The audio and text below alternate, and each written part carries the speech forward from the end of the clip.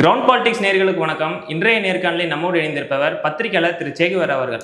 வீடியோக்குள்ளே போகிறதுக்கு முன்னாடி நம்ம சேனலை நிறைய பேர் பார்த்துக்கிட்டு இருக்கீங்க, ஆனால் சப்ஸ்கிரைப் பண்ணாமல் இருக்கீங்க. ஸோ சப்ஸ்கிரைப் பண்ணிக்கோங்க. கிரவுண்ட் பாலிடிக்ஸ் நேயர்களுக்கு என் அன்பான வணக்கம்.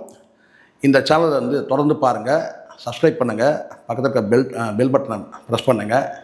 அப்போ தான் என்னுடைய காணொலிகள் நீங்கள் பார்க்க முடியும். தொடர்ந்து பேசுவோம்.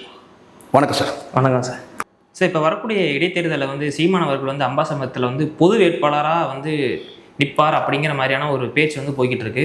ஸோ அவர் பொது வேட்பாளராக நின்னா அவரால் ஜெயிக்க முடியுமா? மற்ற கட்சிகள் சார் முதல்ல பொது வேட்பாளராக இன்னும் யாரும் அறிவிக்கலை. அது காரணம் முதல்ல தேர்தல் அறிவிக்கவே இல்லை, இடைத்தேர்தல். ஆனால் அவர் அம்பாசமுத்திரத்தில் போட்டிடுவார்னு சொல்லிட்டு நாம் தமிழர் கட்சி சார்பாக இருக்கக்கூடிய பல உறுதியான தகவல்கள் வெளியாயிருக்கு. அம்பாசமுத்திரத்தில் இப்போ இருக்கிற இந்த சூழல் அந்த அதிமுக வேட்பாளர் அந்த எம்எல்ஏ ராஜினாமா பண்ண பிறகு அங்கே இருக்கிற மக்களுக்கு பார்த்திங்கன்னா அங்கே இருக்கிற இது ஏமாற்றப்பட்டதாக நினைப்பாங்க. அந்த ஏமாற்றம் எதனால் ஏற்படுது? டிவிகே என்ற கட்சியால் ஏமாற்றப்பட்டது, விஜயால் ஏமாற்றப்பட்டது. அப்போவே மக்கள் கண்டிப்பாக டிவிகேக்கு எதிரான மனநிலையில் இருக்கிறாங்க. அப்போது டிவிகேயில் இருக்கிற அந்த எம்எல்ஏ கேண்டிடேட் அது ஏற்கனவே நின்றவர் நின்றாலும் சரி, அல்லது புதுசாக ஒரு வேட்பாளர் போட்டாலும் மக்கள் எதிரான மனநிலையில் இருப்பாங்க. மக்கள்ன்றதை விட ஏற்கனவே வாக்களித்த மக்கள் கடுமையான எதிர்ப்பை காட்டுவாங்க. அப்போது அந்த இடத்துல பார்த்திங்கன்னா டிவிகேக்கு ஆதரவு இல்லை. ஆனால் இன்றைக்கி டிவிகே பார்த்திங்கன்னா வலிமையாக எதிர்க்கிற சக்தி சீமான்ட்ட மட்டும்தான் இருக்குது. அது காரணம் கேட்டிங்கன்னா, அதிமுகவில் இருக்கிறவங்களோ திமுகவில் இருக்கிறவங்களோ ஏதாவது சட்டசபையில் பேசினால் கூட உங்கள் ஆட்சி நடக்கலையா, உங்கள் ஆட்சி நடக்கலையா அப்படி ஒரு கையை கட்டுறாங்க.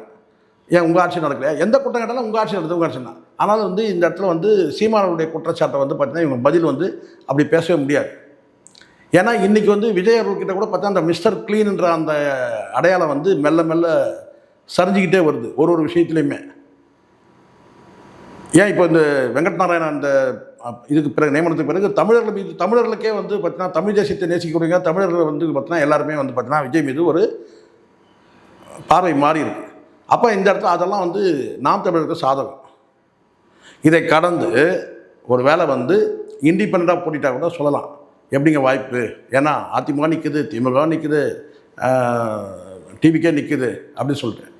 ஏன்னா கணிசமான வாக்குகள் ஒரு 20,000 வாக்குகள் தானே, எப்படிங்க கூடுதல் பெற முடியும் அப்படின்ற யோசனை. ஆனால் இந்த ஆட்சிக்கு எதிரான மனநிலையில் மக்கள் நாளுக்கு நாள் திரும்பும்போது இப்போ இன்னும் ஒரு தேர்தல் நடத்துக்கிறது 2 மாதம் இருக்குன்னு வச்சிங்களேன். இந்த 2 மாதத்தில் இன்னும் பார்த்தீங்கன்னா அந்த ஆட்சிக்கு எதிரான அவப்பேர் இருக்கும். அப்போ இந்த இடத்துல யார் ஆட்சியை கடுமையாக விமர்சிக்கிறாங்கன்னா, திமுக அதிமுகவை காட்டிலும் சீமான் கடுமையாக விமர்சிக்கிறார். நேற்று வரைக்கும் விமர்சிக்கிறார். சில பேர் எங்கிட்ட கேட்குறாங்க, என்னன்னு கேட்குறேன், அவருடைய விஜயை தாக்கி பேசுகிறாங்க, சாட்டை துரைமுருகன் தாக்கி பேசினார், சீமான் தாக்கி பேசினார், அதனால தாங்க 8.5% ஒரு 4% ஆயிடுச்சு. என்ன அறிவு இருக்கா கொஞ்சமாச்சும்? நான் கேட்குறேன், அப்போ தாக்கி எதிர்த்து பேசணும்னா அந்த 8% ஓட்டு வந்துட்டுருக்குமா?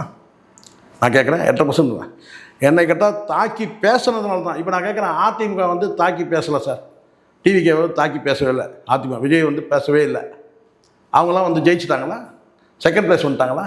நான் கேட்குறேன். அப்போது திமுகவாவது கணிசமாக விஜயோட எதிர்ப்பு அரசியல் பேசியிருப்பாங்க, இல்லை விஜய் எதிர்ப்பு அரசியல் பேசியிருப்பாங்க. திமுக ஆட்சிக்கு எதிராக அவங்க 2வது இடத்துக்கு வந்திருக்கிறாங்க. சீமான் அவர்கள் பார்த்தீங்கன்னா அந்த தாக்கி பேசலைன்னா இந்த 4% கூட பார்த்தீங்கன்னா பறி போயிருக்கும். நீங்கள் பாசிட்டிவாக தான் பார்க்குறீங்களா? ஆமாம், நான் பாசிட்டிவாக பார்க்குறேன். திமுக விஜய் சாட்டை துரைமுருகன் தாக்கி பேசணும், சீமான் தாக்கி பேசணும் தான் இந்த 4% நின்றுச்சு.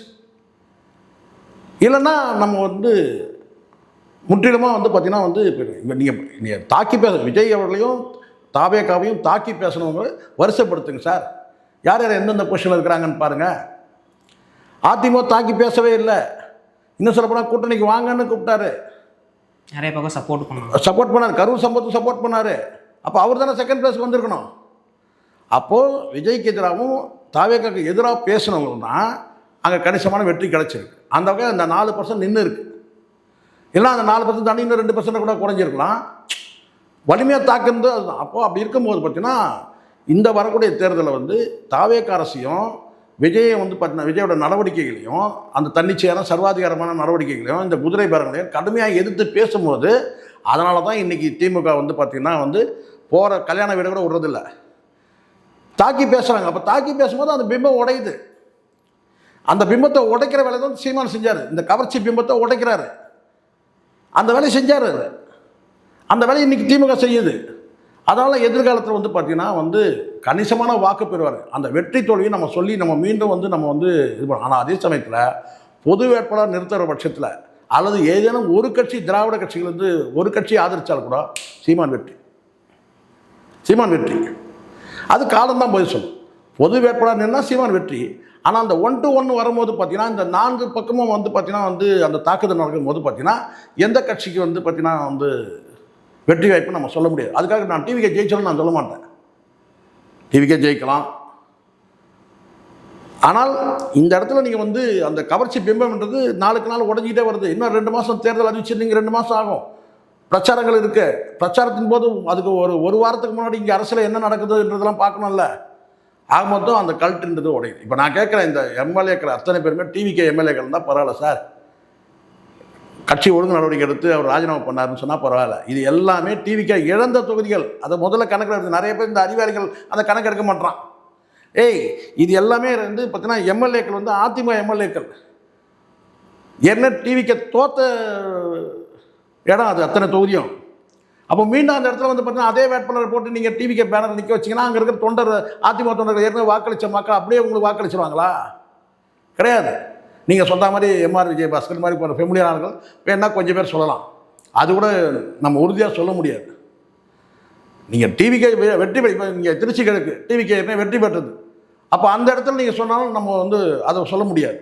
ஏன்னா விஜய் ஏற்கனவே வெற்றி பெற்ற தொகுதிங்க அது. அந்த எப்படிங்க மாற்றி போட்டுருவாங்க அங்கே. ஆனால் மற்ற தொகுதிகள் டிவிக்கு தோற்றது இல்லை. திருச்சி கிழக்குனா நான் மீண்டும் ஜெயிச்சுட்டு நீங்கள் அது கூட வந்து பார்த்தீங்கன்னா அன்றைக்கி இந்த நிலைமை வர இன்றைக்கி இருக்க நிலைமை வர. இன்றைக்கி ஆட்சிக்கு எதிராக வந்து பார்த்தீங்கன்னா திருச்சி கிழக்கில் இருக்கிற மக்கள் ஆட்சிக்கு எதிராக யோசிக்க மாட்டாங்களா? இந்த ஆட்சி என்னங்க பண்ணிச்சு வந்து நமக்கு என்னங்க பண்ணார்? இந்த 6 மாதத்தில் நமக்கு என்னங்க செஞ்சார்? யோசிப்பாங்கள்ல. அதுதான். அதனால் வந்து நாம் தமிழருக்கு வெற்றி வாய்ப்பு என்பது நீங்கள் 1-to-1 இருக்கும்போது பார்த்தீங்கன்னா அது உறுதியாக நம்ம சொல்ல முடியாது. ஆனால் ஒரே ஒரு கட்சி நீங்கள் பொது வேட்பாளர் கூட நீங்கள் நிறுத்த வேண்டாம். ஒரே ஒரு கட்சி வந்து பார்த்தீங்கன்னா ஆதரிக்குது. இப்போ உதாரணத்துக்கு நாங்கள் பொது வேட்பாளர் அறிவிக்கலை, இந்த அம்பாசமுத்திரத்தில் நாங்கள் போட்டியிடலைங்க, நாங்கள் போட்டியிடலை அப்படின்னு ஒதுங்குறாங்கன்னு வச்சுக்கோங்க. திமுகவோ அண்ணாதிமுக ஏதோ ஒரு கட்சி ஒதுங்கினா கூட பார்த்தீங்கன்னா அந்த வாக்கு யாருக்கு போகும்? அந்த வாக்கெல்லாம் அண்ணாதிமுக போட்டோம், அதிமுக போட மாட்டாங்க. அப்போது யார் வந்து வலிமையாக எதிர்க்கிறாங்க, விஜய் எதிர்க்கிறாங்களோ அவங்களுக்கு அந்த வாக்கு போகும். சீமான் வந்து வலிமையாக கடுமையாக எதிர்க்கிறாரு.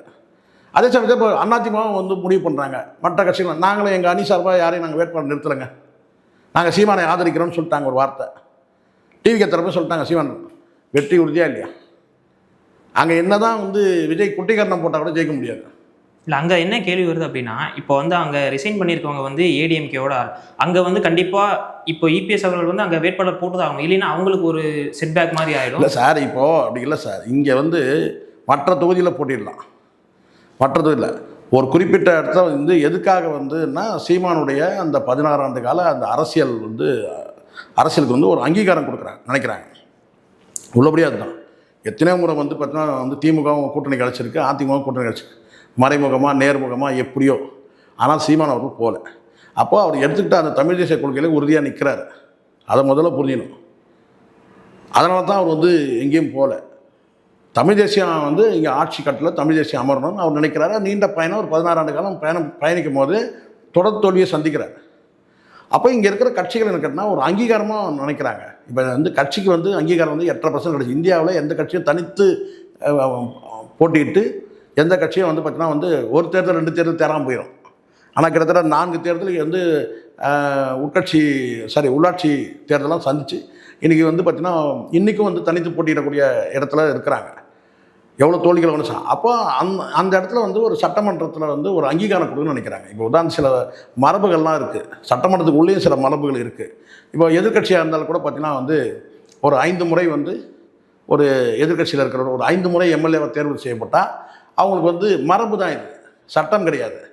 அந்த நபருக்கு எதிர்கட்சியை சார்ந்த எம்எல்ஏவாக இருந்தாலும் பார்த்தா 5 முறை தொடர்ந்து வெற்றி பெற்றாருன்னா அவருக்கு வந்து ஒரு அமைச்சருக்குரிய அந்த அந்தஸ்து வழங்கணும்னு சொல்லிட்டு இதெல்லாம் எழுதப்படாத விதிகள், அதுதான் மரபு.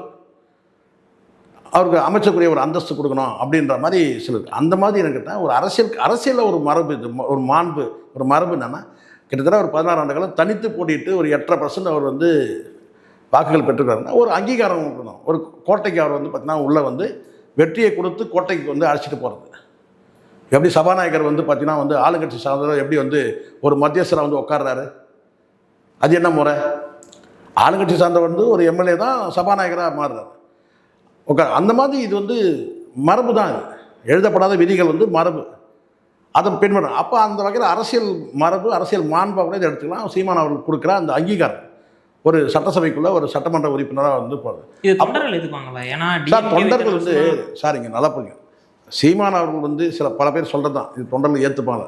இப்போ நானும் கூட சொல்கிறேன், தனித்து போட்டியிடுறதுன்றது கட்சியோட நிலைப்பாடாக கூட இருக்கலாம். ஆனால் இங்கே வந்து இந்த பொது நீரோட்ட அரசியலில் வந்து நீங்கள் பார்த்தீங்கன்னா சில உத்திகளை கையில் எடுக்கணும், சில வெற்றிக்கான உத்திகளை கையில் எடுக்கணும். அப்படி வந்து ஒரு வேளை வந்து பார்த்தீங்கன்னா இன்றைக்கி வந்து திமுக வந்து என்ன நினைக்குது, சில தகவல் நமக்கு வருது. என்னன்னு கேட்டிங்கன்னா, திருமாவளவனாக இருக்கட்டும், மற்ற கட்சிகள் அந்த கூட்டணியில் இருந்து இப்போ அணி மாறின கட்சிகள் காங்கிரஸ் உட்பட கம்யூனிஸ்ட் உட்பட இவங்கெல்லாம் முதுகில் குத்திட்டு போயிட்டாங்க.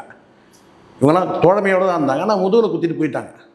ஆனால் சீமான் வந்து நம்மளை நெஞ்சில் குத்துறவா கூட இருக்கட்டும், ஆனால் சீமானோட நம்ம பயணிக்கலான்ற முடிவில் அவங்க இருக்கிறாங்க, டிஎம்கே சைடில் இருக்கிறாங்க. ஆனால் அதுக்கு முடிவு சீமான் தான் சொல்லணும். தொண்டர்கள் ஏற்றுப்பாங்களா அதெல்லாம் வந்து பார்த்திங்கன்னா வந்து அந்த உட்கட்சி பிரச்சனை. அது இவங்க ஏற்றுப்பாங்க. ஆனால் நம்மை போன்றவர்கள் என்ன நினைப்போம், சட்டமன்றத்து வரணுங்க சீமான் வந்து பேசுகிறேங்க, அதுக்கு என்ன வழியோ அதை பார்க்கணுங்க. சில பேர் சொன்னாங்க இல்லைங்க அவர் தனித்து போட்டியிடுறது தாங்க அவருக்கு மரியாதை, அவர் தாங்க அவர் கரெக்டு, அவங்க கட்சியில் இருக்காங்க, அதான் அது நம்ம எதுவும் சொல்ல முடியாது. ஆனால் நம்ம எதிர்பார்க்குறது அப்படி கிடையாது. நம்ம சட்டசபைக்கு உள்ள சீமான் வரணும், அதுக்கு வழி சொல்லணும்.